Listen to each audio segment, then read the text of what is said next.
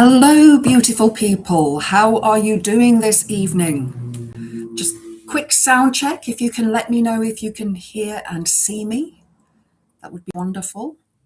So, hello, Pete. Yes, you were first in tonight.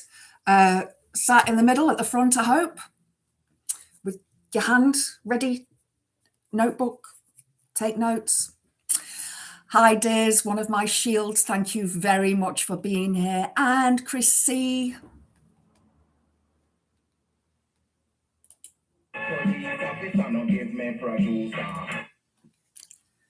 Give me producer. You're my producer, and mod Diz. Wonderful to have you here. Not Diz, sorry. Chris, my producer. So, how have you all been doing this beautiful? Well, we've had a gorgeous sunny day here in deepest, darkest Derbyshire. I hope you've had a similar sunny day where you are. So, my God, what a day. What a day. Fruit tea, raspberry today. I had strawberry and vanilla yesterday, raspberry today, trying to not have caffeine after 4 o'clock. I nearly didn't make it today because I had a phone call from my mobile service provider. And so, yeah, new rates, and oh my God, I was on the phone for an hour. Then the phone went dead, not me, because the phone was on my desk and I was talking to them while I was doing stuff. And then, so I thought, okay, I haven't got time to faff now. So I went upstairs to put my face on and they rang back. So yeah, just absolute nightmare. So just something to remind you about if you are going into a new mobile contract. Something that the sales team didn't mention, and I did actually tell the person who I verified everything with at the end that this needs to be mentioned in the sales level, was that they charge you for the bit between when you put the SIM card in and the end of the month, which, to be honest, is very low, but that's not the point. They didn't tell you that. And then APR goes up in April. So there will be a 4% increase roughly in April. So yeah, I'm like, okay, I sat and worked it out and I'm like, okay, it's going to be like £4 more than what I'm paying and But they don't tell you this. And I said to the guy on the phone, I said, most people do not know or understand financial year end. When it comes to tax year end in a business, it's the 5th of April, because most people who are self-employed do their tax returns by the 31st of January. So they need to tell people these things. I said, you need to be transparent with people because you're muddying the waters with this stuff. You need to, be honest with people up front and tell them that,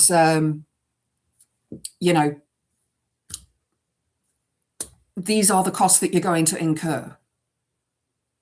So, yeah, I was just annoyed about that, to be honest, because whenever you go into a contract and everything, you read through the terms and conditions and stuff. And I'm like sat there reading through the terms and conditions before I sign the thing.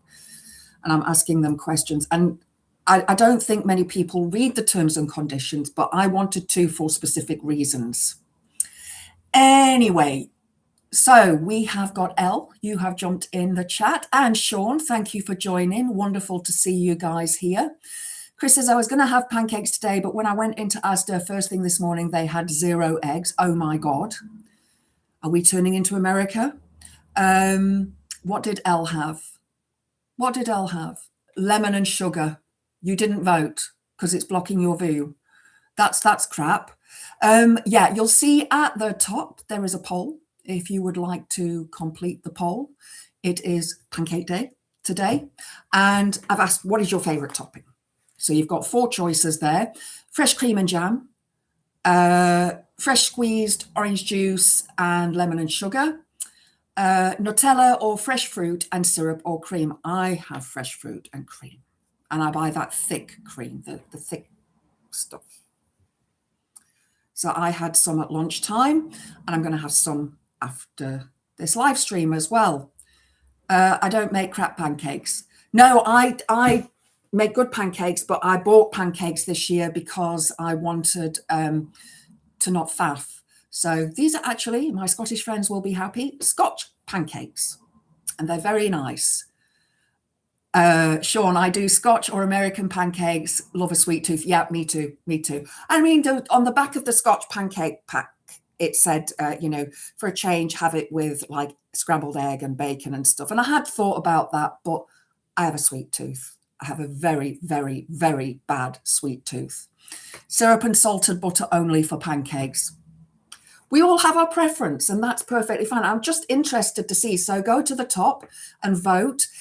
Pete, you've said the thing is they will only give me 4 options on the poll. You don't get more options. So could have been other, but there was no option for other. Butter and maple syrup for you, Sean.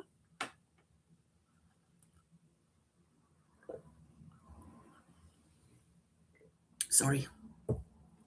Just wetting my whistle.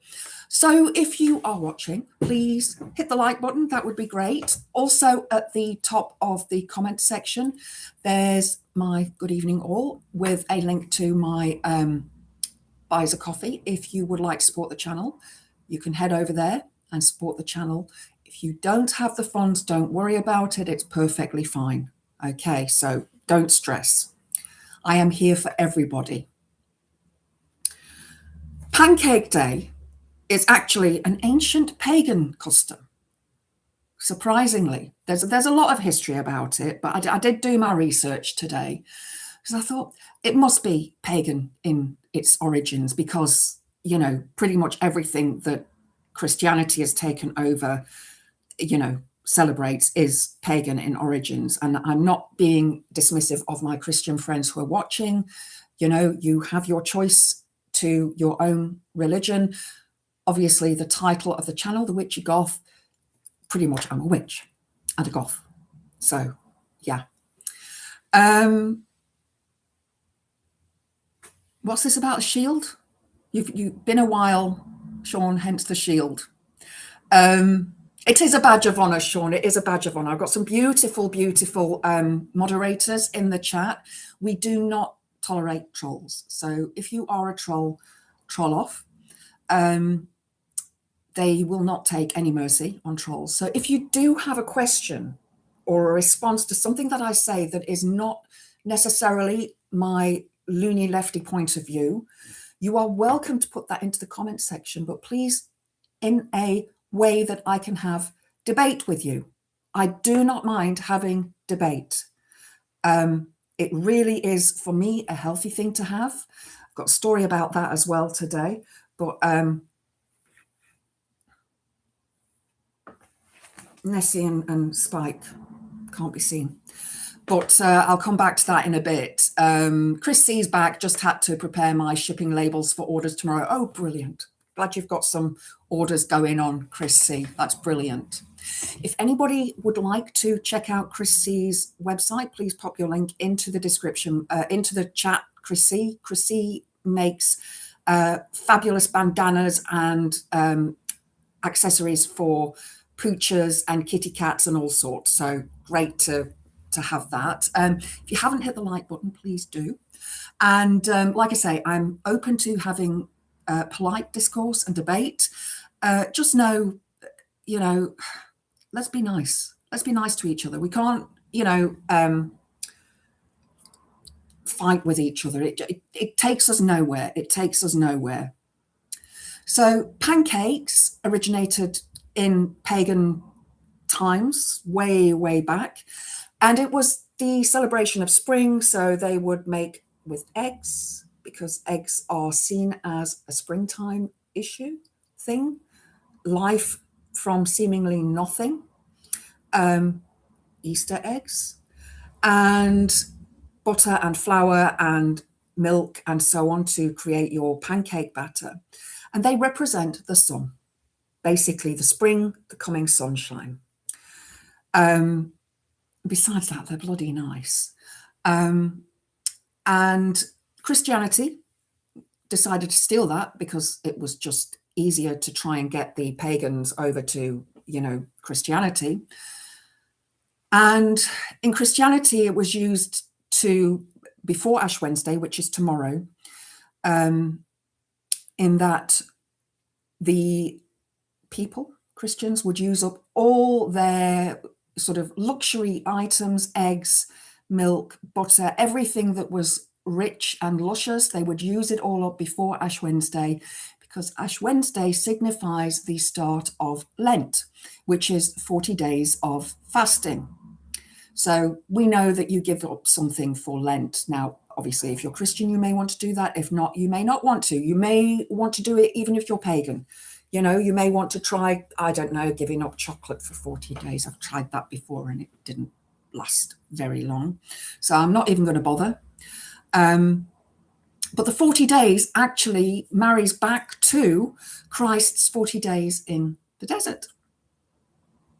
And I did check and look that up, but I did already know that with the 40 days. I'm like, 40 days in the desert, it has to be linked. So yes.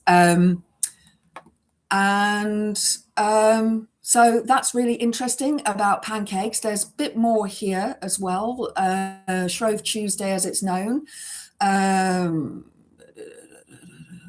think I've mentioned everything anyway. So the date moves every year because it's based on the calendar and Easter and the 40-day period and so on. Lent, traditional time of fasting and sacrifice. Shrove comes from the English word shrive, which means to seek forgiveness or absolution for one's sins. A shriving bell would be rung to call people to church to confess their sins. It says here, the link between pancakes and Shrove Tuesday dates back to the Middle Ages, when people were outlawed from consuming dairy over Lent, needing to use up their eggs, milk and butter before the fasting period began. According to English heritage, children would go shroving, which involved knocking on their neighbours' doors and singing, "We become a shroving for a piece of pancake or a bite of bacon." So there you go. But yeah, I seriously think that it goes back further than the Middle Ages. There's a pancake race in Buckinghamshire's town of Olney every year. It's thought to be the world's oldest of its kind, and it's only open to female residents who must complete the 415-yard course while clutching a frying pan. Talk about some misogyny there, guys. Bit of misogyny goes a long way. Yeah, maybe they're holding the frying pan to hit somebody over their head with at some stage. Okay, I did see that Pete's put up something about Yikes McSpike is out of jail on bail. You're a poet and you don't know it. Last seen drunk on whiskey in the Anchor Bar, refusing to talk to reporters, case being read in the sheriff's court later in the year. I'll keep us updated on Yikes McSpike's adventures there, because he's the naughty one, because this Spike, hello, I'm Spike, is a very good little hedgehog. And then, of course, we have wee Nessie here to just welcome our Scottish viewers. I need to get animals from every country of the world. That would be so cool to have them all over the back here, representing each country of the world. I know I've got viewers from New Zealand, so that would possibly be a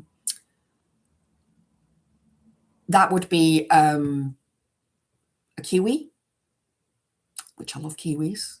Not just the fruit, but the birds. Also have, obviously, our American viewers, so probably a groundhog. Not sure. If there's any American viewers, you may want to tell me. My producer, hang on, I need to get this organized. I had like a couple of minutes to do this.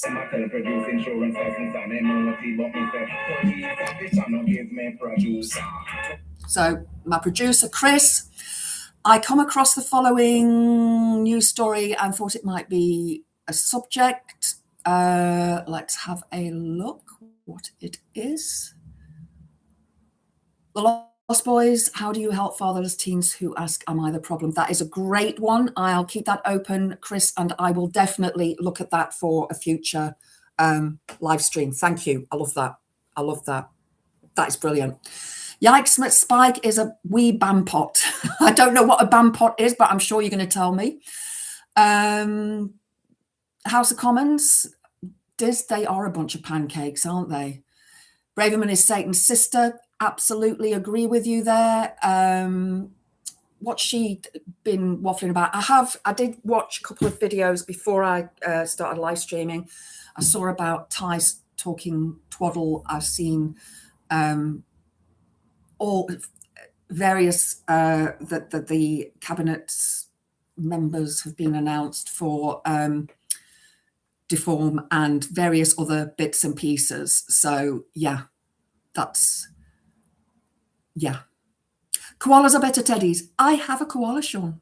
I do actually have a koala bear. I've had him for a very, very, very long time. One of the old-fashioned ones, with the sort of dark grey with the white middle, the old face, and he's got no claws left anymore, though, because they vanished a long, long time ago. But I've had that teddy for years. So yeah, I'd like to read that article, Chris, and then go through it and look at other issues as well that we can discuss, because obviously from a psychological perspective as well, it's something that I'd like to look into on a deeper level. So, I like to try and get my background in. I like to try and, have myself educated a little bit, but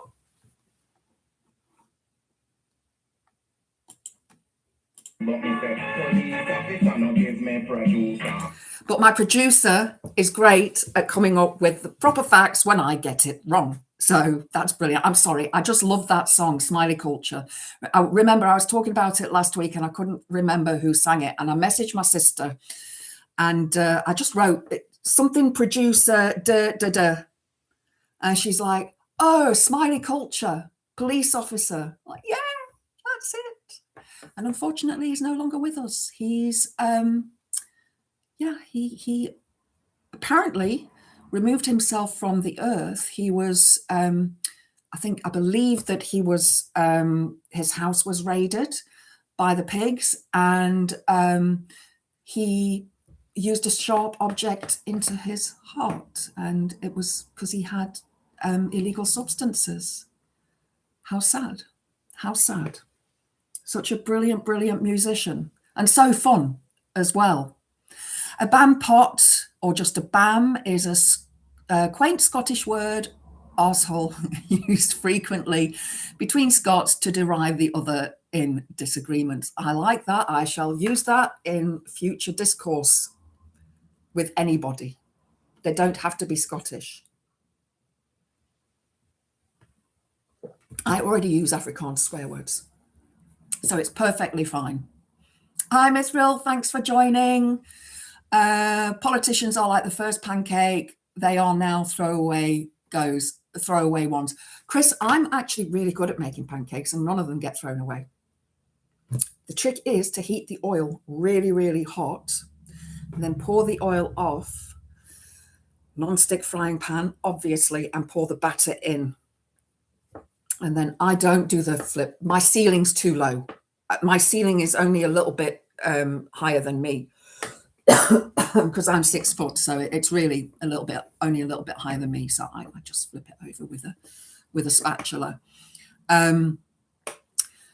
So going back to, I'm going to come on to other things. I want to go back to Matt Goodwin's waffle, because now we're getting to the actual part where he does talk about women and females, as he likes to call them. It has to be butter, Mithril. I use, extra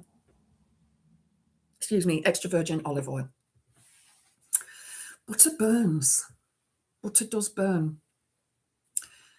But I'm very good at burning things. I'm very good at that. I'm good at falling over things, and I'm good at burning things. And I'm, you know, good at all of those things. I really am. If they gave a medal, and I've said this before, for, you know, the person who falls over most in a race, I'd win it. Cast iron skillet makes the best pancakes. I don't have a cast iron skillet, so I will probably have to ask birthday Santa for one. Right, so let's go back to Matt Goodwin and his bollocks that he was on about. So I've made notes again because I have actually got stats, which I will link to the thing in the thing below when I finish, because I didn't have time because the bloody phone call with the mobile service provider took so bloody long. Don't get the non-stick frying pan too hot, as it will start releasing PFAS, which are toxic. Thank you, Chris. Thank you for that. This is why I have... It's on a different page.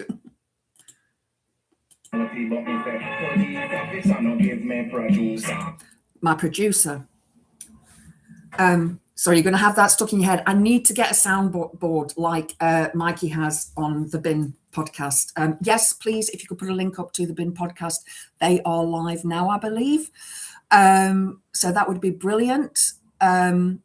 Just to give them a bit of support, because Mikey did pop along over here yesterday to give me a little bit of support. And I like the fact that we, you know, so many of us who are content creators who talk about a lot of political stuff and other stuff that is quite important to us in our lives, all support each other. It's really lovely. I love it. I do love the fact that we've got this this community in the chat. So let's listen to a bit of Matt Goodwin. I'm sorry you're going to have to suffer his twaddle, but I've actually managed to timestamp most stuff. So I've gone a little bit past where we finished yesterday because I want to get to the most important stuff. And I have made some notes, so I'll be much quicker today than I was yesterday.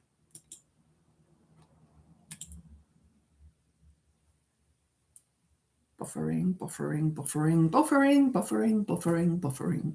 Oh, come on. Do I have to close down Smiley?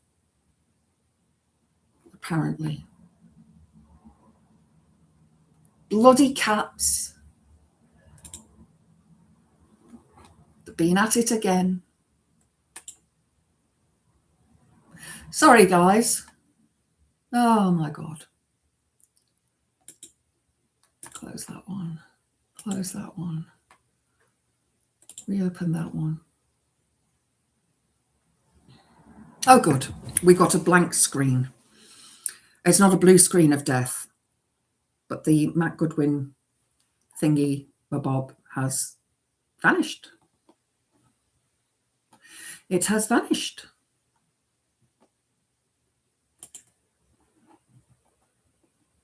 Okay, we're buffering. We're buffering. It's this PC is very slow. Oh, go away. Adverts.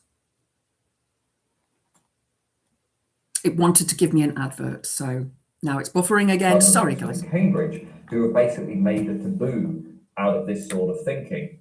Very few countries think like we do, but here in the West, our liberal, if not radically progressive leaders, our woke rulers try and persuade us that any sense of ethnic continuity with the past, any sense that we're bound to our national community through things like ancestry, by sharing traditions, by wanting to continue those traditions, any desire to pass on this inheritance to our children and their children is now considered to be wicked or backward or racist or wanting to return to the 1950s. Very few other countries think this way, but we do, because our political class has become so infected with this woke ideology. So now, I don't know about you guys, but I don't think that way.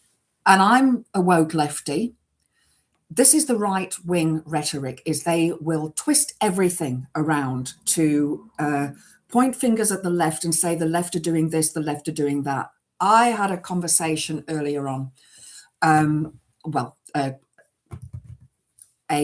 thing on Facebook earlier on today. I saw a friend of mine who is now unfriended me. This is really funny. And another friend of mine had commented on this post, and she was on about, oh, they don't want us to have elections now and blah, blah, blah, blah, blah. Obviously, that's another issue that I might, if I get a chance, talk about later. But I'm sure other content creators are talking about it today as well. So I don't want to, like, you know, flood you with the same shit, because we all think the same way.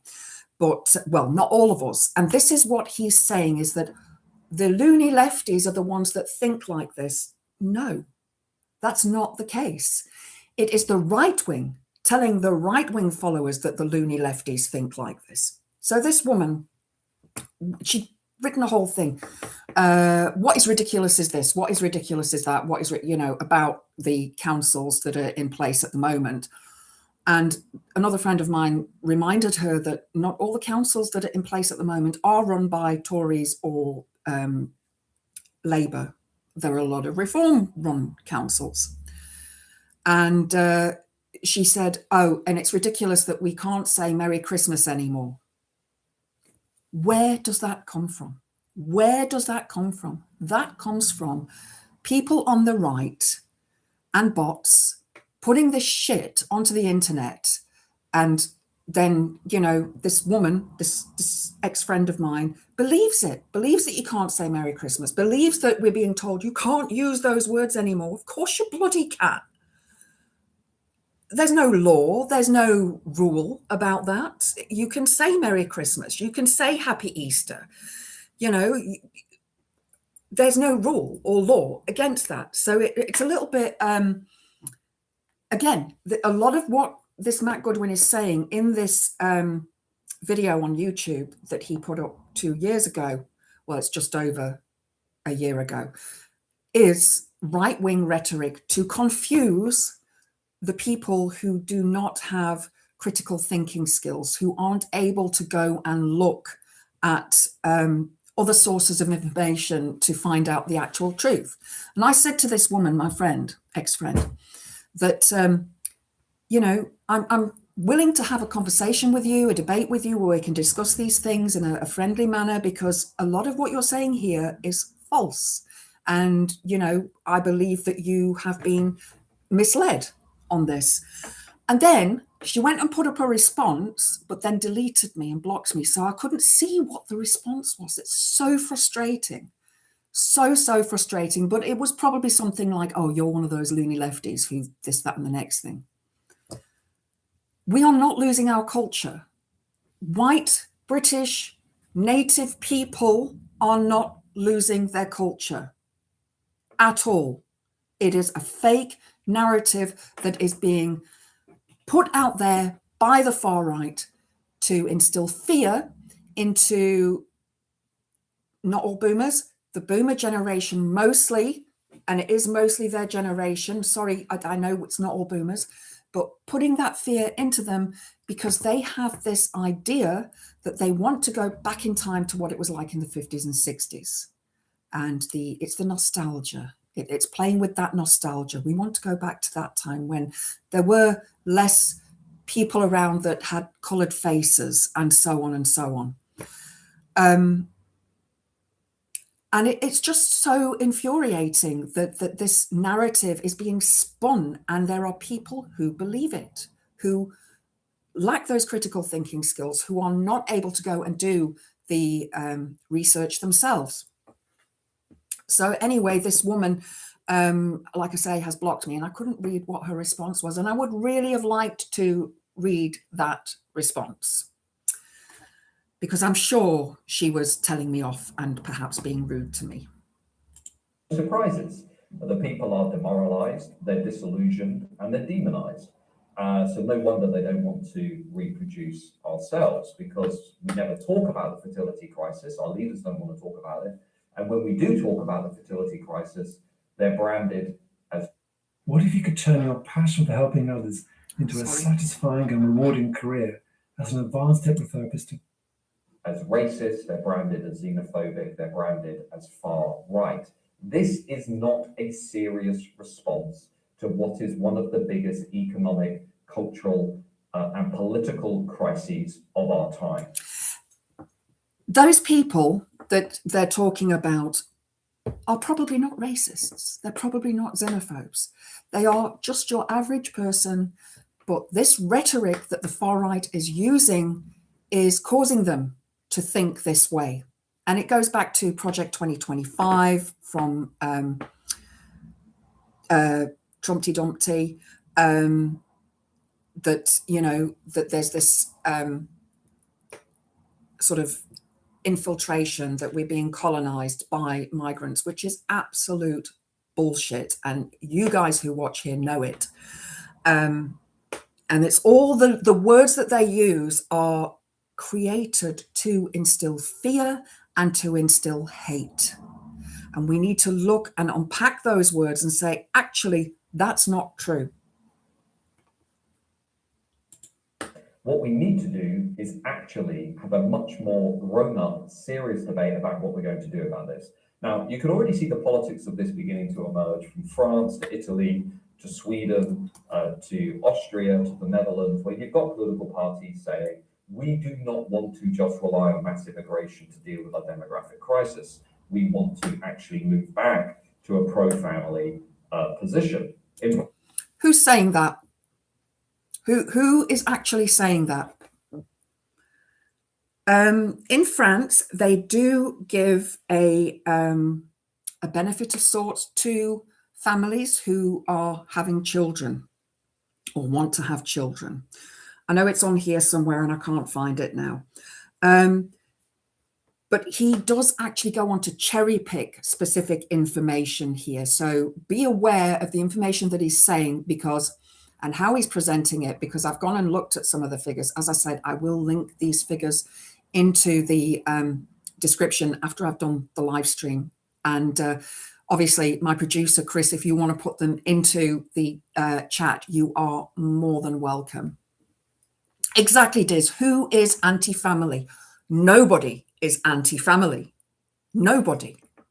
Again, this is words that they deliberately pick and choose to incite anger and rage. It's rage baiting. That's exactly what it is.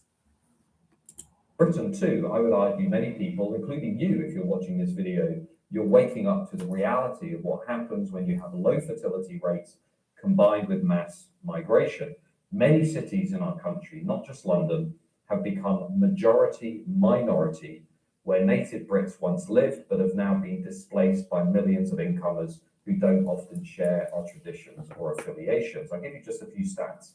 Already, between 50 and 57% of births in cities such as London, Manchester, Cambridge, and Leicester are to mothers who were not themselves born in the UK. Now, remember what I said, he's cherry-picked those figures. They may well be correct. I didn't have a chance to go and do my maths on this, but there is I did download it. It's a Excel spreadsheet that shows all of these figures from the ONS. Now, I worked on the totals. Here. So when he worked on that majority and minority, he said 50 to 57% of births to mothers that are not born in the UK and 1 in 3 not born in the UK. But remember what I said, he's cherry-picked specific figures for specific areas.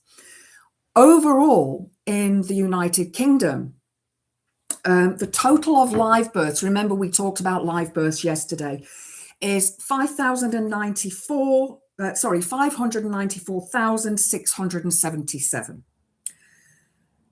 Then we break it down further. To one parent who is born outside of the UK, it breaks down to 75,774, which works out to 12.7%. To both parents being born outside of the UK, it works out to, oh God, I hope I've not got a break in transmission. I just had a warning come up, guys. Let me know if I'm still streaming. Sorry, come back to that figure. So when both parents are born outside of the United Kingdom, these are generally figures for Wales and England and some other areas. Okay, so I don't know if it's including Scotland. I don't think so. I think you guys have your own statistics. And if you would like to share those here, you are more than welcome to as well. But So for both parents born outside of the UK, it's 158,940. So you can already see that that's 26.7%. That does not make 50%. Doesn't make 50%. It makes 39.5%. Remember what I said, he's cherry-picked figures from specific areas. And those areas are big towns. They are big cities. London is huge. People from all over the world want to live in London. Look at Dick Whittington. You know, he wanted to go to London because he believed the streets were paved with gold. And so many people have been, you know, around the world believe this sort of thing, you know, not literally, but like want to be part of that culture, want to be part of London and make their fame and fortune there. Personally, I love London to visit, but I could never live there. It's too busy, too many people, not enough green space and sky. So the total of two parents being born in the United Kingdom is 359,963. That's 60.5%. So his figures are completely incorrect. Now, obviously, I don't have a breakdown of the skin color of those people that were born in the United Kingdom. I don't care. And I don't care either way, whether that person was born here or not. You know, the mother or father was born here. I don't care. You know, it's a child. It makes absolutely no difference to me whatsoever. But obviously, to the far right, it does, because they have this belief that's been given to them, the rhetoric of Froggage with his poster back before Brexit, with the queue of migrants coming in. And I've actually, just before I came live, I saw that I got a message from a friend of mine in South Africa asking me about the vast wave of migration coming into the UK. So I've not responded yet. I didn't have time. But yeah, it is just so frustrating that this rhetoric will be believed by, again, people that do not have the ability to critically think and look at things from both sides. There's a reason. There is a reason for this, and I'm going to get to that in a minute.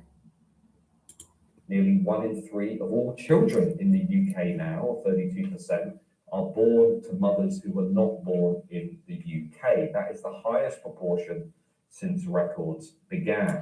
Now, that fact is actually correct, I believe. When I did have a look, that fact is correct. But so what? So what?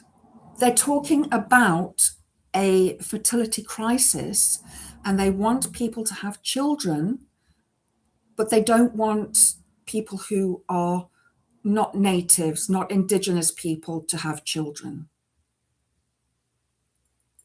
There is this disconnect from these people, and it is that fear. It is the white supremacy, and it stems back to the empire. It stems back to Britain and other European countries invading the world and trying to wipe out vast swathes of indigenous peoples, because the white supremacists believe that they are better than every other race in the world. Angry, there's smoke coming out of my ears.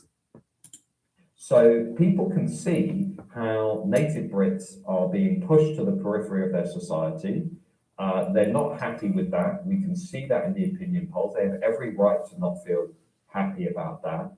But anybody who wants to preserve the British majority, along with its culture and heritage, is now automatically stigmatized as being somehow racist, xenophobic, or irresponsible. Okay, so I did some Google AI searches on this, rather than try and pull up specific polls and things. Otherwise, I would have been here all day. And he says there that people, he doesn't say which people, think that this is wrong, and they want to protect our culture. Our culture has not been pushed aside. Again, it's a right-wing rhetoric. So I'm just going to quickly go over this. Public opinion in the UK regarding immigration and the birth rates of non-UK citizens is complex and divided rather than a single unified sentiment. While some segments of the population express concern about the impact of migration on national identity and culture, others hold positive or neutral views. Growing concerns over national identity. Surveys have indicated a rising sentiment that Britishness is linked to ancestry or birthplace. As of late 2025, around 36% of people felt a person must be born in Britain to be truly British, an increase from 19% in 2023. And what's happened in those 2 years? Reform. Nigel Farage, the far right wing, talking absolute bollocks. Divided views on migration. While many in the UK have become more positive about immigration's economic and cultural impacts since 2014, a significant portion still supports reducing immigration levels. As of early 2023, 52% of people thought immigration numbers should be reduced, which is very sad. Because basically the people who are thinking that, and again, I'm not saying all boomers, are more than likely the older people that believe in this nostalgic Britain that no longer exists and want to go back to that time that no longer exists. And they think that it is, wiping out traditional culture. And it's not. It's not at all. You ask them, and we've seen this in so many interviews, with Politics Joe and Owen Jones going out onto the street and asking them, what is British culture? Nobody can answer. Nobody can answer. To me, it's Morris dancing. It's fish and chips. It's fish and chips in newspaper. I know we can't do that anymore because of, health and safety concerns. And it's probably a good thing. It's going to the pub. It's having a Sunday roast. It's cream tea at 4 p.m. There are so many parts of English culture that we have. It's football, it's rugby, it's cricket. There's so much English culture that is not being removed from us. It's not being taken away. It is being drilled into these people who are hard of thinking. Prejudice and discrimination research suggests that while many migrants feel welcome, UK-born children of migrants are more likely to feel discriminated against compared to new immigrants, which I found very interesting because I find that very sad. Contextual factors include economic arguments, concerns sometimes expressed regarding the economic impact, with some native-born individuals feeling that public resources are disproportionately used to support immigrant families. And again, that is misinformation that is being put out there and is talked about by the far right. Cultural wiping out. Some narratives, particularly in specific media outlets, argue that high birth rates among migrants are changing the demographic composition of the country, leading to white British people potentially becoming a minority in certain areas. And as we've seen from those figures, those statistics, that is false. London, Birmingham, Manchester, Liverpool are multicultural areas and always have been. Always have been. And why would we want to change that? Why would we want to change that? Let's go back to Dickhead and his opinions. By the same elite who refuse to acknowledge the disastrous crisis that we are now in. So what could we actually do about this crisis? I think. So he says that the elite of which he's part, are ignoring this crisis. So I Googled this, and again, it's AI. So AI overview, which I will link. Breakdown of who is accused of ignoring or underestimating the issue. Political leadership, historical context. Historically, mainstream politicians have been reluctant to intervene in personal decisions regarding family size, allowing the issue to be sidelined. Politics should not be included in what a family wants to be, in what a person wants to have. We should have our own bodily autonomy. focus on other issues. Some voices, including environmental groups like Population Matters, argue that fears over a birth rate crisis are misplaced, sometimes emphasizing overpopulation concerns instead of the dangers of a declining, aging population. That's true. We know that the aged people in the country, people are living longer. Excuse me. So the state has to help those older people by paying their care and their health concerns. And people are living longer because we have, found cures for many diseases. We have vaccines for many diseases.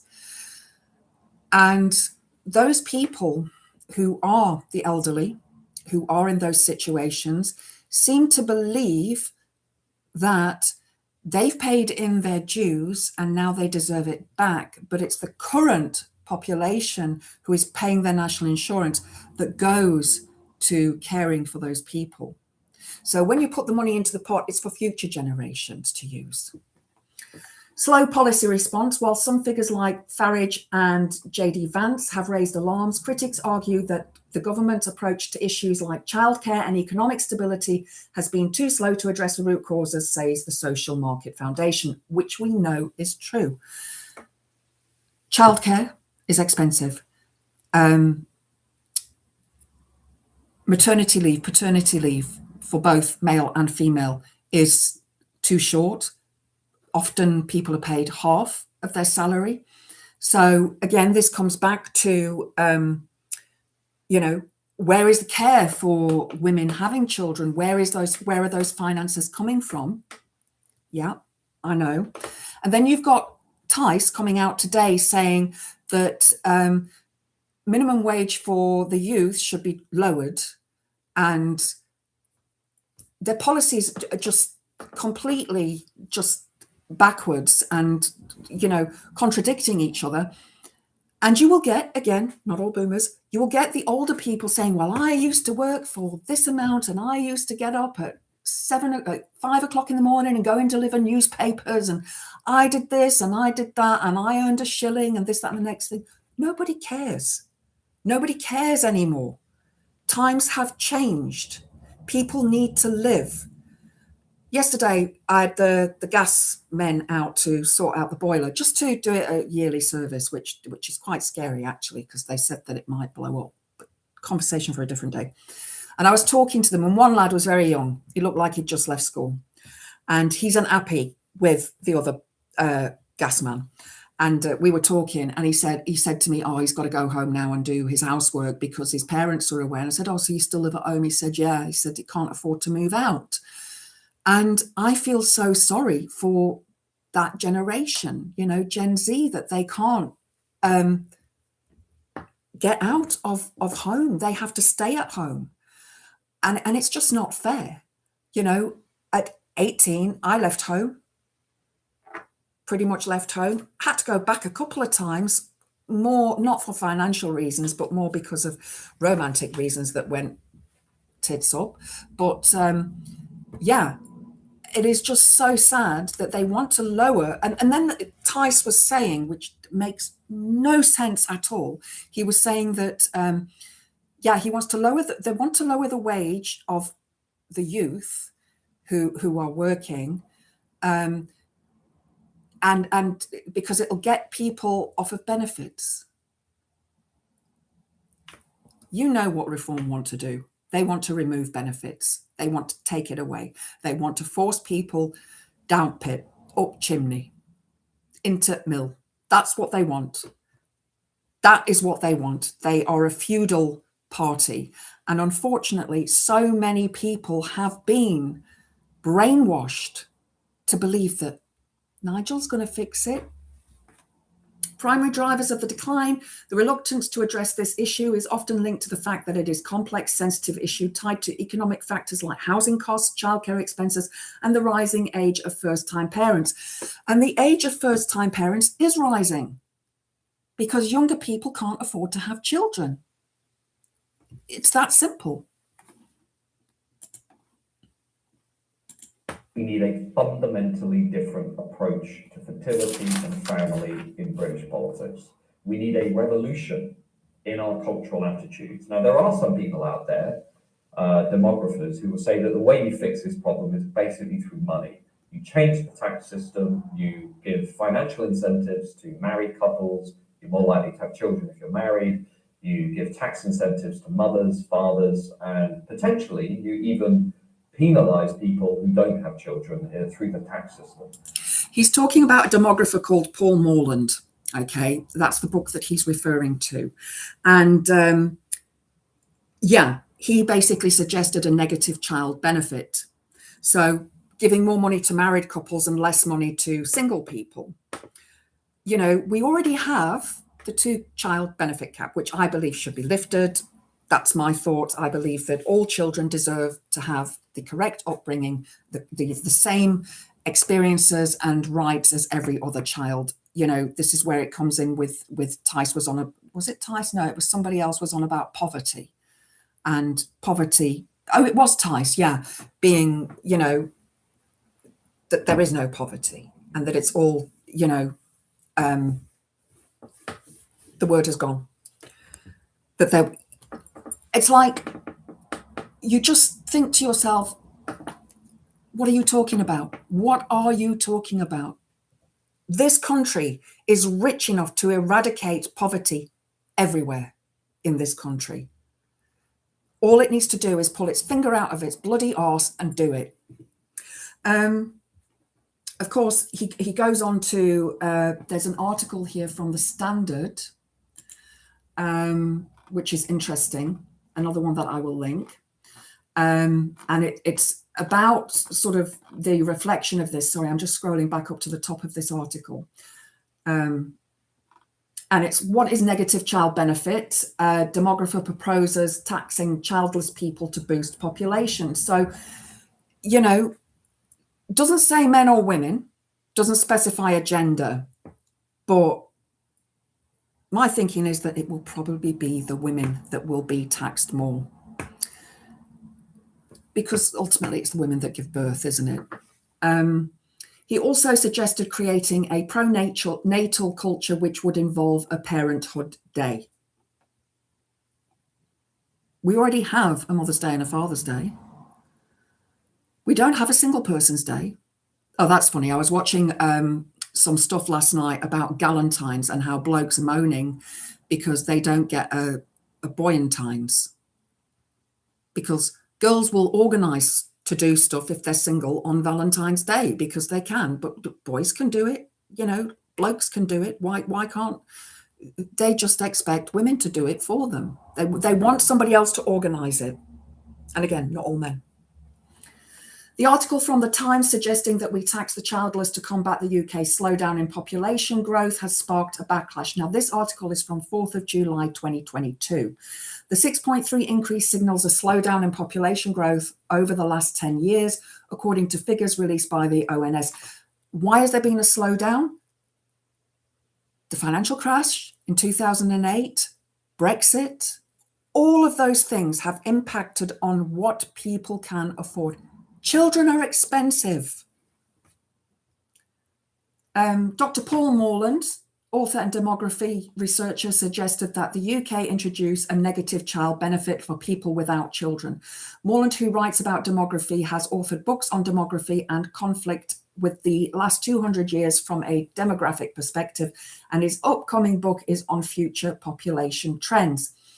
In his article in The Times, Morland suggested a number of ideas to encourage people to have more children, including creating a pronatal culture, which would involve a parenthood day and a telegram from the Queen, which would now be the King, when people have a third child. A letter from the monarchy. Congratulations. Fuck off. Morland suggested educating people that getting pregnant becomes more difficult with age and retargeting child benefits to incentivize families to have children. And that was the point that he was referring to when he says many women having children much later in life. And then he goes on to say they would prefer to have children earlier. I've never heard a woman say that, not in my group of friends. There may well be women who say that, but women want careers. They want to enrich their lives. Why should women be forced into having children? Again, it comes back to tradwives. It comes back to those traditional ideas that men want to control women. Ultimately, that's the aim of this, is men controlling women. We become baby making machines. That's it.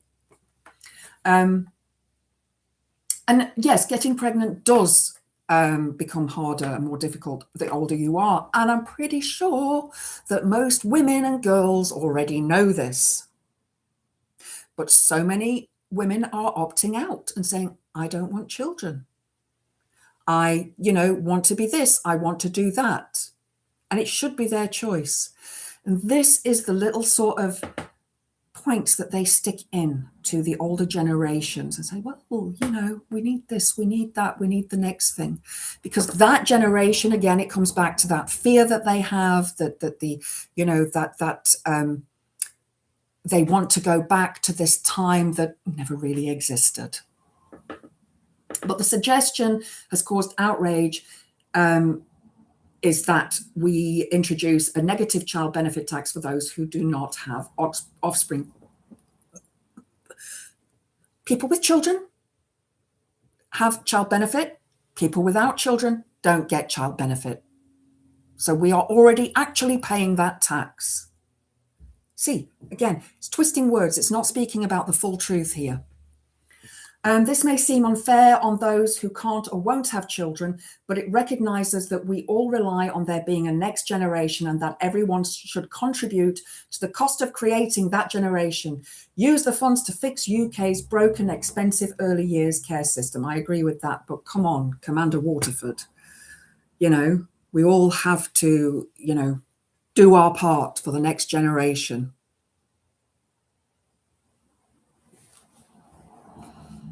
And I was watching Handmaid's Tale last night. I need to catch up and finish it. So yeah, I'll link that article afterwards as well. It is just disgusting, because these are the little seeds that are planted at first. We can look back at the National Socialism that occurred in Germany in the 1930s and how those little seeds were put in. I was watching a documentary a while ago, cannot remember the name of it now. I really need to start putting all of these things into different watch lists. And it was about the areas in Germany that are still exist, where they were going to put families. And these families it was by the seaside, they were in flats, and there was a school, and there were all these different things that these families were going to be in. But obviously that changed due to what happened. And that is exactly, this rhetoric is exactly what the Nazis were speaking about. You could do things like baby bonuses, where you pay families one-off payments. You can tweak the financials to try and incentivize people to have kids. But why are photographers ditching their expensive cameras for this NASA super zoom lens? Because it clips on your... But the evidence on that isn't particularly convincing. Yes, I think we should do it anyway, because I think it helps to encourage something much more important that I'll come on to. But if you look at countries like Germany, Sweden, Finland, financial incentives have basically not boosted the fertility rate. What I think we need to do, rather than just tweak the system, rather than just look at subsidizing childcare, is push forward movements and leaders who understand that this is nowhere near enough, and that what we need is a wholesale culture change. Now, note there, he was talking about France and Sweden and various other countries who have put this in place. I thought we had Brexit because we didn't want to do what the EU does. Just saying. We need to change the culture, much like we've changed the culture in terms of stopping people smoking or discouraging smoking, much like we've changed the culture in terms of encouraging people to look after the environment. I'm not advocating net zero, by the way, but in terms of environmentalism. And we need to do... Not advocating net zero, but,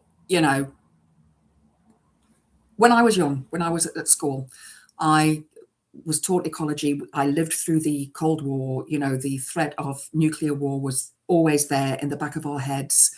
You know, we watched Threads, we watched When the Wind Blows. We were very aware of what was going on. Even though I was in South Africa at the time, it was still there.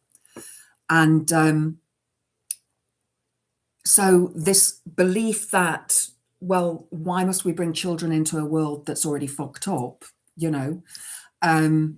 But also the ecology at that time as well. We were, I think it was about 6 billion people on the planet then. And now it's up to what, nearly 9 billion.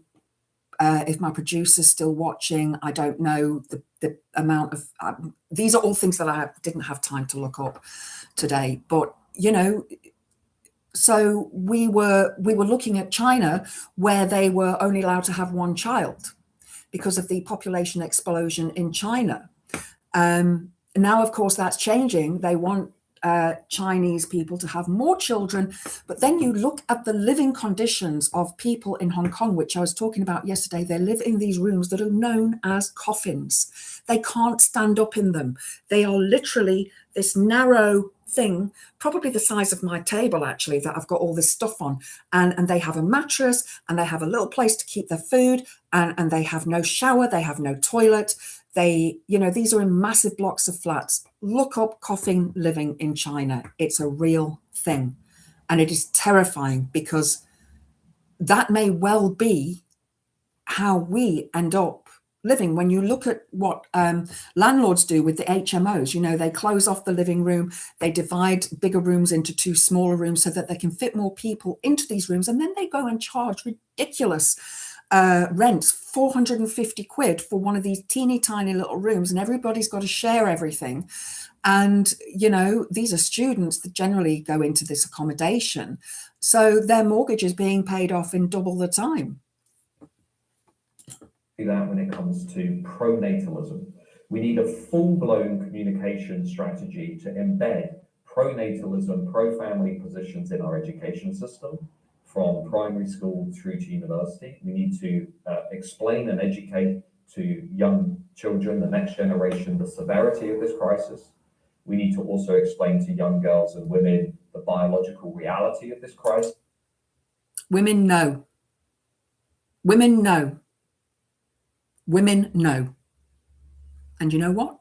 We don't care. If we don't want children, we don't want children. If we want to go on and have a career, we want to go on and have a career. And, you know, I can see this down the road being forced on women. I can. When I look at America and I look at the fact that they have, you know, basically made terminations illegal, I can see it going the same way here. I already know that Froggage has said that he agrees with what is being done in the States in that regard. And I just want to say, and this is a trigger warning for anybody who wants to turn off for a couple of minutes, is I did miscarry. I was in my early 40s at the time, and I'd never wanted children, and I fell pregnant. And at that time I thought, yay, I'd like a child. Unfortunately, I lost that child. And it was week 12 when the miscarriage happened, and it was just a blob. It was a blob. It wasn't a viable fetus. That's what it is at that stage in pregnancy, round about the stage when the heartbeat begins to develop. And yeah, one thing that I did actually pull out was this is my Birth and Beyond book from when I was studying yoga, and you know, the various issues that women can have when it comes to pregnancy and giving birth. I'm probably not going to get a chance to read through the points that I had in there, but you know, what will they do with women who are infertile? What will they do with women who, you know, for whatever reason can't have children? What about men? I feel, this is just my opinion, that if this was men, you know, if men were the ones that were giving birth and not women, that they wouldn't do this. And again, I come back to that point that I made earlier. What difference does it make if those children are of a different skin color? It makes no difference. We went into the Americas, we went into Australia, and we went into all of these other countries and wiped out indigenous populations because we believed that white people are superior. Makes me so angry. Many women in Britain are having children much too late in life, and they would prefer to have children much earlier on. We need to root out any green-based anti-natalism in the classroom, this ridiculous idea that we shouldn't have children for the sake of the environment. That is empirically nonsense. Now, I could not find anything about that. It wasn't something that I could find any empirical figures on that. So, yeah, Googling lots of different words, try and get. I'd have to probably go onto the OU website and check there. I might find a paper on it or something. But, so they don't want to teach ecology or, environmental stuff in schools because women need to know that they need, to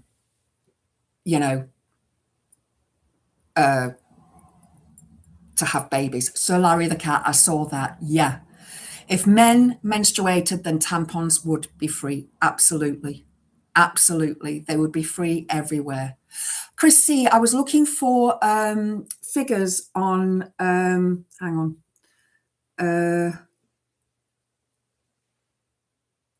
Children, teachers telling children that they shouldn't have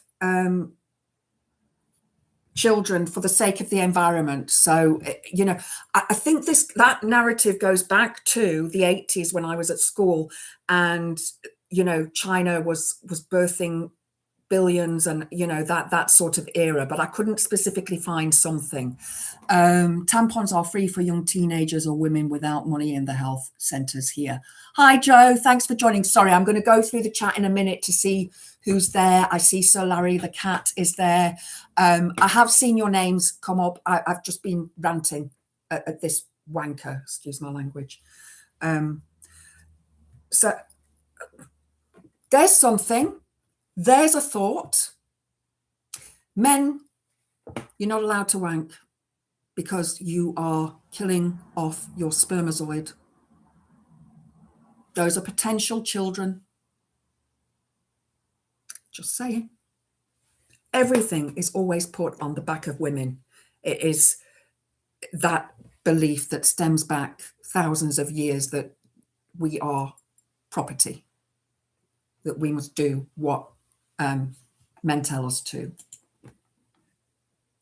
And there's no evidence for that. And we need to change the social status system in our society. We need to change the way we allocate social status in our society. What do I mean by that? I mean, we need to make it crystal clear that the state gives high status and respect to mothers, fathers, and families. That's what we need to do. Division. Basically a way of enforcing women to marry men and to stay in those relationships as well. And that comes back to the whole red pill manosphere, alpha male sort of rhetoric that I see every day online, where I see information from blokes saying, well, you shouldn't leave just because I've cheated. In fact, I've got a meme here, if I can find it quickly. It was quite a good one.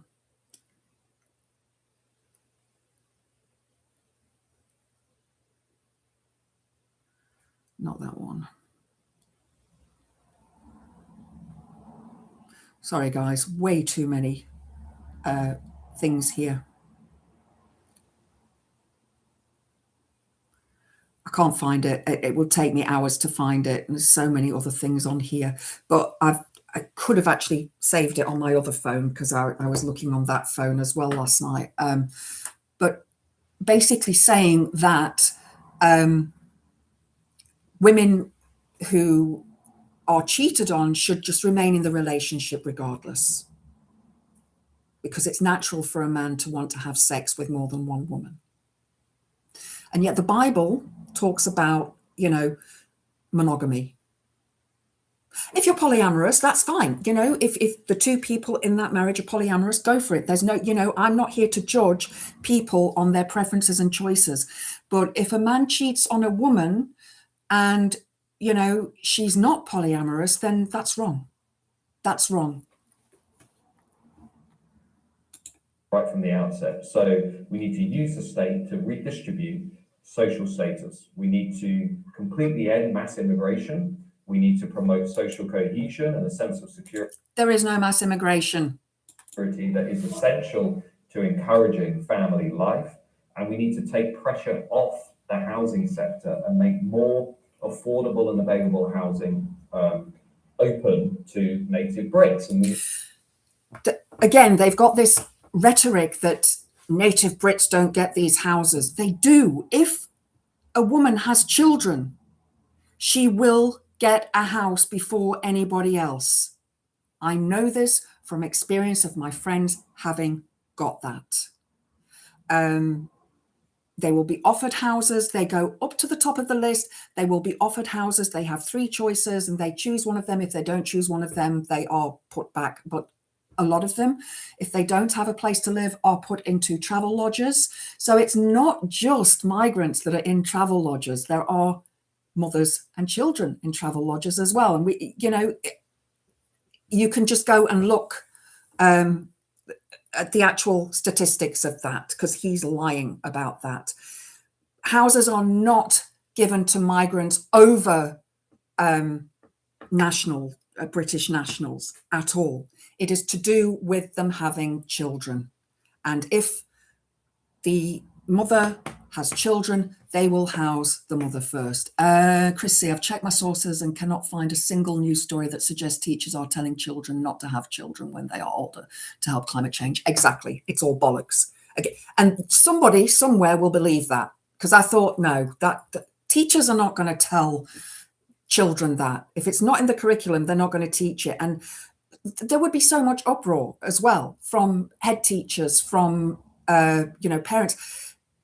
These days, teachers have to stick to specific rules and regulations. It's so strict. We're nearly finished. The principle of national preference in the housing sector, so that British families, especially families with 2 or more children, are prioritised in the housing system. They already are prioritised. They already are prioritised. And me as a white person, as a single white person, if I became homeless tomorrow, and I have a plan, I actually have a plan for that. Good plan. I've got a massive tent and another tent, and then I've got a pop-up tent, and I've got another tent, and I'd like connect it to my car, and all sorts of plans that I would do. My cats would come with me, because I know I wouldn't get a property, and if they did give me a property, it would be in a flat, and I'm not living in a flat. Not because I'm posh or snobbish, but because I have mental health issues that are not conducive to being in a flat where people make noise. And my cats are my lifesavers. There's other things we could do there, like look at, for example, very low interest rate mortgages or even interest-free mortgages for families that have 2 children, or 3 children or more. I think that mortgage rates should just disappear completely, and every house should be owned by the state, and everybody should be given a house to live in. That's socialism. And what he's suggesting there is actually a socialist policy, but it should be the same for everybody. Why should we pay interest rates on a mortgage? Because who makes the money? The banks. We need to oppose tall apartment blocks, dense apartment blocks that have been shown to be negatively correlated with having more children. That is actually 100% correct. Dense apartments do prevent families from having children. They're small, they're dingy, there is nowhere for children to play. So yeah, the 1 or 2 bedrooms, that they wouldn't be able to have more than 1 child. And I do agree that tower blocks are a bad way of living. I dislike flats completely. I think that there's a place for it if a person wants to live in a flat, but People don't necessarily want to live in flats. And I always think of Rodney and Del Boy living in Peckham in that horrible flat that they lived in. Absolutely horrible. Do you remember when he painted the kitchen that yellow? He got that yellow paint, and it was road paint for the roads, for the yellow lines, and it was all reflective. Brilliant show that. A lot of councils have changed the priorities recently, and those entitled to social housing are only giving one choice, not three. Okay, thanks, Chris. I wasn't aware of that. Thank you. Yeah, that's where the government needs to build more houses. That we know. We've been saying this for a very long time, but we know that the Tories, didn't want to spend the money. And of course, now Labour's being pointed a finger at and saying, oh, you're not building houses. It does take quite a while to get planning permission and to, stick to those specs. And the other thing as well is a lot of companies who build houses don't want to put the infrastructure in. The infrastructure is normally put in later. So if you have, like here, they want to knock my house down and put a roundabout in and a road through to the back, and then 1,800 houses on the back. Now, originally on that plan, 100 of those houses were going to be council houses, and they dropped it to 50. The majority of the houses are going to be 3 to 4 bedroom luxury homes that most people cannot afford. The average house price in the country is 248,000, I believe. That's average cost of a house. That figure stuck in my head from something else that I was looking up. So there's going to be no schools for these people. These are going to be people that have at least 2 cars, at least 2 children, that commute into the bigger towns, Nottingham, Chesterfield, Sheffield, Doncaster, up to Leeds, Lincoln, Leicester even. These people will down to Derby, because Derby and Nottingham are not that far from each other, but they will, commute. So that money will not be spent here in the village. And there will be no doctors, the roads, the infrastructure of the roads, the sewerage system and so on. And it is just ridiculous that these building companies don't want to put that in place first, and it should be put in place first. How can you build 1,800 homes, which is going to give you 3,600 people? That's with 2 people, and then you've got 2 kids to that, so double that to 6,000, 7,400. And public transport, the roads themselves here are not conducive to that kind of traffic. I mean, the road that I live on already has traffic parked down one side. So, people have to drive, like, you try and shrink your car like the Harry Potter bus. And we're nearly done. And we need basically to embed all these pro-natal, pro-family cultural norms into the very heart of our politics and our society. Now, look. Embed, another word, embed it, put it in, grow that seed, plant it in the children, make those children want to have babies. Do I think the Labour and the Conservative parties are going to do this? Of course not. The established parties won't even talk about this problem. I mean, they view mums and dads as like economic units that need to be sent back to work as quickly as possible. But if we are to actually take back our country, if we are to save our country, if we are to reproduce our country over generations to ensure that it survives, to ensure that we have a leadership that understands the importance of protecting and preserving our national community, then we need to start by having this very serious conversation about the fertility crisis, which is why I made this video about it, which is why I've written the Substack about it, and which is why I urge you to share our content with your friends and family so that they too can be informed about the real challenges that are facing our nation. So I'm going to leave it there because I think it's just waffle at the end there. And I've seen some comments there, and I'm really agreeing with a lot of you when I was nodding my head like that, because I know what he says at the end. He says, take our country back. Where do those words come from? Brexit. Protect and preserve our nationality. Nazi. Right wing. And yet I know that people will see that and think, yes, it's right. more women must have more children, and this will be the older generations. And again, not all boomers, not all, there are a lot of Gen Xers in my generation that didn't go on to have kids, that wanted to live their lives. There are also Gen Xers who do have kids. But again, it became expensive for them to have kids. I know my sister, she wanted 2 kids, and there's a massive gap between them because they couldn't afford to have another child close to my niece's age. So my nephew came along much later. I must say, though, they get on really, really well. They're such a beautiful family. It's one of those families that you just go, oh my God, they're so perfect. I know they have their issues, but I love them. I love them to bits. I look at them and I think, just perfect family. But Chris, you said something about living in the second floor block of flats, which is right. You have moronic neighbours who play music loud, smoke cannabis, etc., dealing out of the flats, fighting with each other.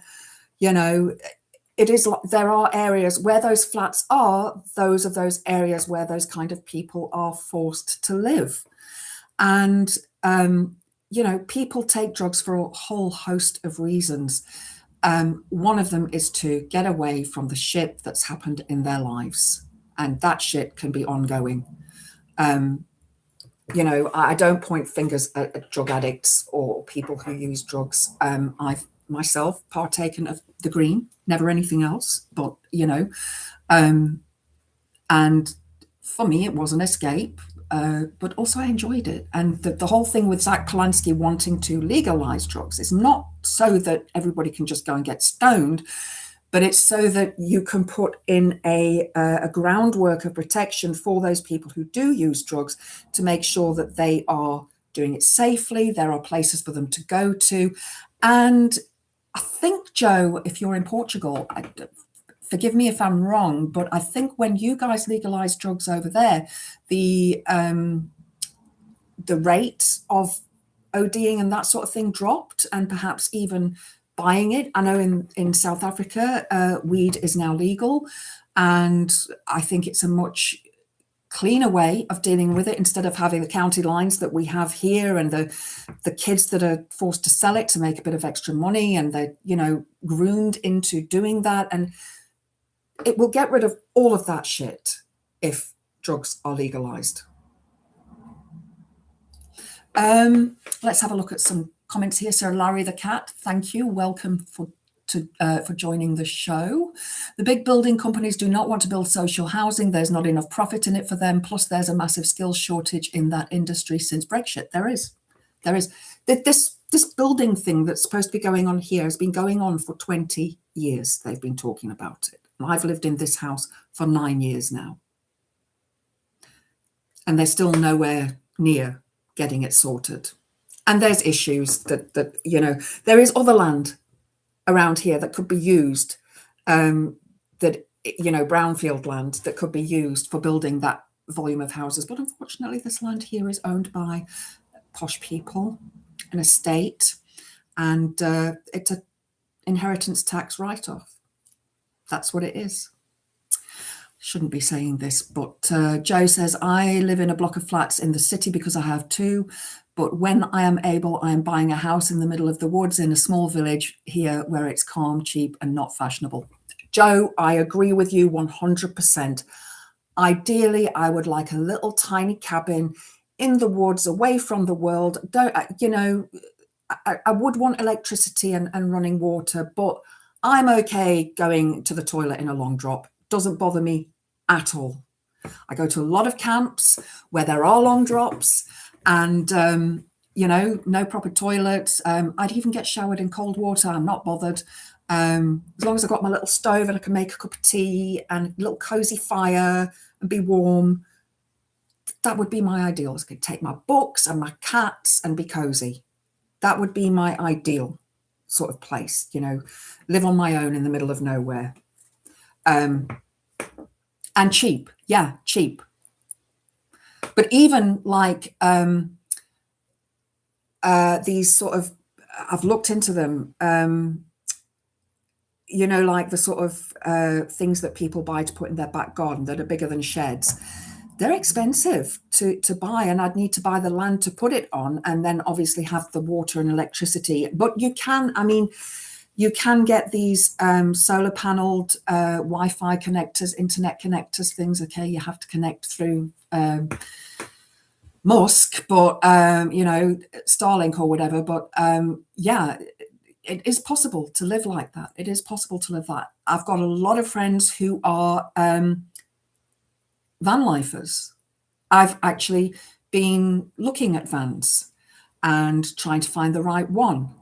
So it is something that I've considered, and I'm considering, is living in a different way rather than being, I mean, don't get me wrong, guys, I love my space. I love having this space around me. I like, you know, being able to do what I want to do in my house, but it would also be nice to be able to get in my van and drive somewhere. And even if I had a van and a caravan on the back, you know, and ideally, I'd like a van that I could do up and fix it up myself rather than a van that is already done. I did enter that Amaze competition for it was a Mercedes Herma something or other. It was really, really nice, but I would change it because obviously I'm a witch and all these fancy leather seats and things. Not my cup of tea. I'd want, you know, witchy stuff. Let's have a look before I head off. Sorry. My mum's side had a horse ranch in Auckland, New Zealand. Wow. Sorry, I'm just looking here. The Witch Goth. Ever since we legalized consumption and increased penalties for criminals, virtual cities of drug addicts disappeared. I remember them in the early 90s. Yeah. See, it has its benefits. It has its benefits. I mean, I lived in Worksop, which was one of the biggest age capitals in the UK. And it was horrendous to see. Horrendous to see.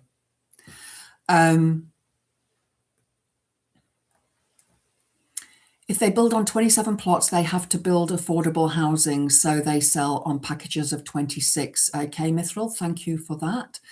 Smoking weed or cannabis here obeys the same rules as alcohol. Having a blunt won't get you arrested. It's better this way, more safe for everyone. And ironically, drug consumption has been falling. Yeah, I was aware of that, Joe. And I'm glad you were actually here to sort of prove that point, that it is actually falling. You know, it's not being arrested for having a blunt on you. You know, it has less of an effect than a couple of pints of beer, and it's worn off in a couple of hours. Long drops. Yeah, Stephen, long drops.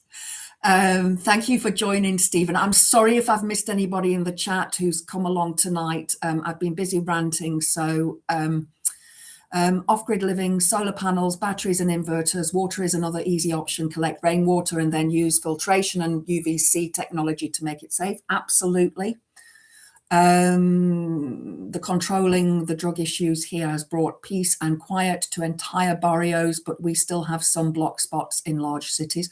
I think there will always be that, because I think a lot of the drug culture is that people of like-mindedness stay together. And, you know, but it would be nice if they could have a nice place to stay together instead of back rooms and so on, and somewhere where if they do OD, there's somebody there to look after them. It's continuous battle to finance these programs, but they have tried to remove funding and the issues return, so they go back and correct it again. It's the only way forward. It is, and Joe, you know, everybody has. The West is so wealthy that, you know, write off this debt. Just go and just go, right, here you go. Everybody has a house. Everybody has a garden. Everybody can have, you know, food, you know, a universal basic income. You can have food. Your electricity is free because it's owned by the state. Your water's free because it's owned by the state. I mean, these are real socialist ideas, but it is possible to have that. It is possible to have that. But then you've got people like Froggage who want to make you believe that, no, you can't have that. You can't have that. It's got to be privately owned. Chris is allergic to cats. Oh, I've got 5. You wouldn't last 5 minutes in my house. Cat fur everywhere. Even when I go out for a run, I'm covered in cat fur.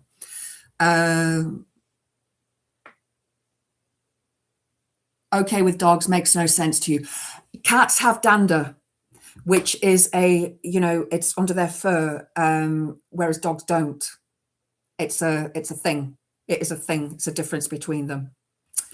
I'm only allergic to a kind of fish and a chemical compound. I'm allergic to penicillin. Being an animal lover, I put up with it, but certain animals make me really ill. Yeah. I just love cats. If I could afford to have a dog with the cats, I would, but I can't afford both. I've got 5 cats as it is. And the issue with dogs is they need to be walked. Now, I run most days, but when my bipolar takes over and I don't want to step outdoors, it wouldn't be fair on that dog. And I wouldn't want a little dog. I'd want a great big Alsatian or a Rottie or something that's, a greyhound. I would want a rescue dog. I wouldn't want to have a specific breed of dog. I would want something bigger than a little. Although you get some really cute terriers. There's a new stuff you can put in animals' feed. It stops them producing something in their fur. That's interesting, Sean. My cats would turn their noses up at it because it's just not. You put anything in their food, no. Off they wander. Change their food. No, off they wander. Spoiled bloody cats. You're allergic to elastoplast. Is that the latex in it, Chris C? Is that the latex thing? 4 of the wee rat bags. Yeah. I did have 6, but unfortunately, stuff happens and they do cross over that rainbow bridge. Right, guys, it is 7:30 again. And I didn't want to go on this long. What's that one? Your pom is looking at you very crossly. Oh, I'm not saying, it's just my preference. We all have preferences, don't we? And if we didn't have those preferences, the world would be a boring place. I mean, I listen to my goth and metal, and some people will listen to country, and some people will listen to jazz, and that's their choice. Oh my God, I was watching something last night, came up on my feed. I swear to God, I doom scroll. And this was on my news feed, and it was 5 bands that wear the most bizarre masks. And oh my God, I will try and find that and link it into as a post, because you must see these bands and the music, and it's just hilarious. I can't remember there was one band called Lynx that I actually really liked, and then there was another one. I can't remember. They were also called a one-word animal name, and I can't remember what they were called now. And they were weird, and I like weird music, and that music was far weirder than anything I listened to. I gave my kitty her treats, so she is by the heater warming up. Yeah, that's where mine will all be sat now. Yeah, the glue brings me out in a rash. The adhesive, right? Okay. My mum's dog would have turned her nose up at it. She sniffed everything before eating it. Yeah, I think guar. Yeah, I've seen guar live. Saw them at Bloodstock a few years ago. I moved away to the back because I didn't want to get covered in paint. He died, didn't he? One of the guys in the band passed away. I can't remember which member, but they're hilarious. They're hilarious. Yeah, I listen to a lot of strange bands. Oh, Sean, I'm so sorry. Staffies are gorgeous. Staffies are absolutely beautiful. They're so loving. Have you seen Jock of the Bushveld? If you don't like sad movies, don't watch it. But I cry every time. Every time. 2 of my cats have been boxing, both in some state.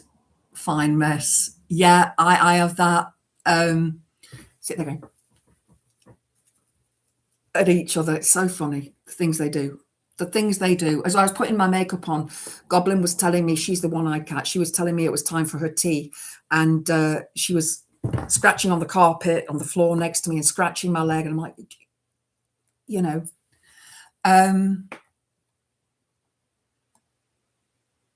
I remember trying to get my dogs to take their worming tablets. Bloody nightmare. Oh my God. Well, Florence has had this. She's my three-legged cat.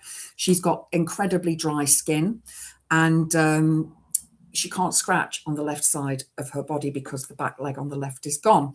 So she was rubbing against something that opened her skin and made her bleed. And I've been having to clean it and put stuff on it, which didn't work. I went back to olive oil. Olive oil worked so much better. And I was having to give her antibiotics for it as well.